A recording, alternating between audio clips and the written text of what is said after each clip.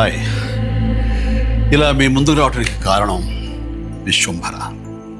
చాలామందికి డౌట్ ఉంది, ఈ చిత్రం ఎందుకు డిలే అవుతుంది, ఆలస్యం అవుతుంది. ఈ ఆలస్యం, ఈ జాప్యం చాలా సముచితం నేను భావిస్తున్నాను.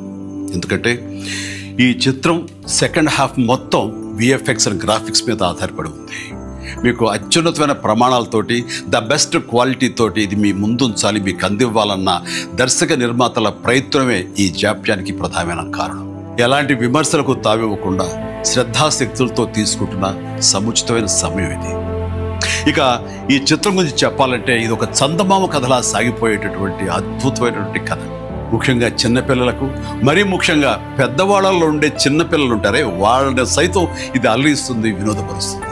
ఈ సినిమా రిలీజ్ ఎప్పుడెప్పుడా అని ఎదురు చూసే మీతో పాటు నాకు కూడా సమాధానంగా యూవి క్రియేషన్స్ వాళ్ళు ఒక చిన్న గ్లిమ్స్ని మనకు అందివ్వబోతున్నారు.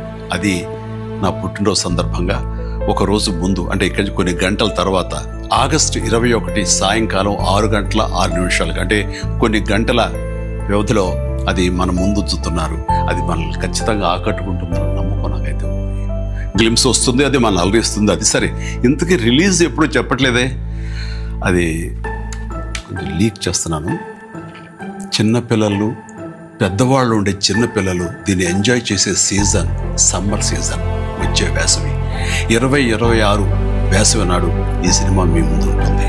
నాది భరోసా. ఎంజాయ్. ఈ చిత్రాన్ని చూడండి, ఆస్వాదించండి, విశ్వంభరను ఆస్వాదించండి.